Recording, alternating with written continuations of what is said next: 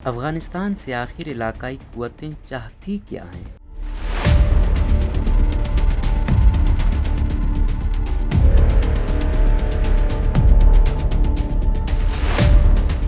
افغان امور کے ماہرین کی اکثریت اس بات پر متفق نظر آتی ہے کہ افغانستان میں 4 اشروں سے جاری تنازع علاقائی اور عالمی قوتوں کے مفادات کا جھگڑا ہے۔ روس اور اس کے مغربی حریفوں کا افغانستان میں ٹکراؤ 1979 سے جاری ہے، جب سوویت یونین کی افواج نے افغانستان پر یلغار کی تھی۔ پاکستان اور انڈیا کا افغانستان میں دائرہ اثر بڑھانے کی کوششوں نے طالبان کو جنم دیا، جو امریکی افواج کے انخلا کے بعد ایک بار پھر افغانستان کے اقتدار اعلیٰ پر براجمان ہونے کے قریب ہے۔ اس کے علاوہ اور بھی کئی ممالک افغانستان میں تبدیلیوں کا بغور جائزہ لے رہے ہیں اور وہاں اپنے لیے مواقع کی تلاش میں، جس کی وجہ سے افغانستان میں ایک اور گریٹ گیم شروع ہونے کے خدشات بڑھ گئے ہیں۔ روس۔ جب 1979 میں روسی ٹینک افغانستان کی سرزمین پر پہنچے تو امریکہ کے قومی سلامتی کے مشیر برزینسکی نے کہا تھا کہ ہمارے پاس موقع ہے روس کو ویتنام جنگ کا جواب دیا جائے۔ 4 اشروں بعد خطے میں روس کا اثر و رسوخ امریکہ سے کہیں زیادہ ہے، جب افغانستان سے اپنی فوجوں کو نکال رہا ہے۔ جنگ زدہ افغانستان میں اب روس کے لیے ایک بڑا کردار منتظر ہے، لیکن روسی حکام اور روس کے سرکاری میڈیا پر ایسے خیالات کا اظہار کیا جا رہا ہے کہ افغانستان کی بدلتی صورتحال روس کے لیے ایک موقع نہیں بلکہ ایک مسئلہ ہے۔ پاکستان انڈیا۔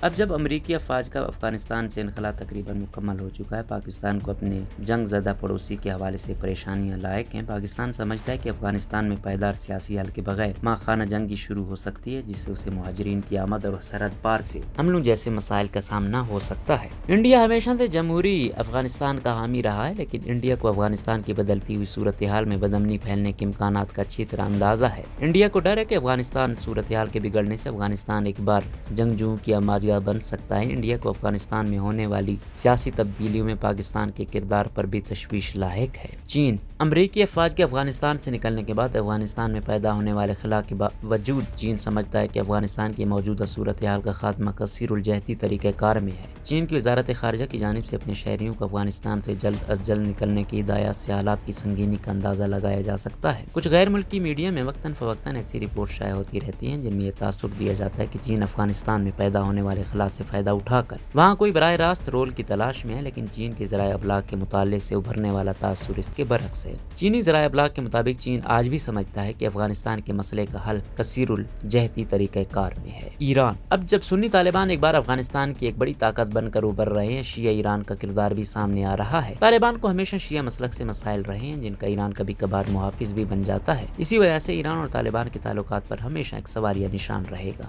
لیکن طالبان اور ایران کے موجودہ تعلقات کی بنیاد سلامتی اور عملی مفادات پر ہے۔ وسطی ایشیا۔ اب جب طالبان شمالی افغانستان میں تیزی سے غلبہ حاصل کر رہے ہیں، وسطی ایشیائی ریاستوں نے افغانستان کے ساتھ اپنی سرحدوں کو محفوظ بنانے کے لیے اقدامات اٹھانے شروع کر دیے ہیں۔ حالیہ دنوں میں سینکڑوں افغان فوجی طالبان سے لڑائی سے بچنے کے لیے سرحد عبور کر کے تاجکستان اور ازبکستان میں پناہ لے چکے ہیں۔ وسطی ایشیائی ماہرین افغانستان میں طالبان کے اقتدار میں آنے کے امکانات کو نظر انداز نہیں کر رہے اور انہیں خدشہ ہے کہ برسر اقتدار طالبان ان کے ممالک میں شدت پسندی کے پھیلنے کا موجب بن سکتے ہیں۔ ترکی۔ حالیہ مہینوں میں ترکش ذرائع ابلاغ میں ایسی خبریں گردش کر رہی ہیں کہ امریکہ نے ترکی سے کہا ہے کہ مغربی ممالک کی افواج کے افغانستان سے نکلنے کے بعد ترکی کابل کے ہوائی اڈہ کھلا رکھنے کی ذمہ داری سنبھالے۔ صدر طیب ایردوان نے 9 جولائی کو کہا تھا کہ ترکی نے افغانستان میں اپنے کردار کا تعین کر لیا ہے۔ انہوں نے مزید کہا کہ کابل ایئرپورٹ کو کھلا رہنا چاہیے اور اگر ایسا نہ ہوا تو تمام ممالک وہاں اپنے سفارت خانے بند کر دیں گے۔ لیکن طالبان نے 12 جولائی کو خبردار کیا کہ ترکی کی افواج کی افغانستان میں موجودگی افغانستان کی علاقائی سلامتی اور اس کی حاکمیت کی خلاف ورزی تصور ہوگی۔ طالبان کی دھمکی کے باوجود ترکی کے وزیر دفاع نے 13 جولائی کو کہا ہے کہ ترکی اور امریکہ نے افغانستان میں انقرہ کے کردار کا ایک فریم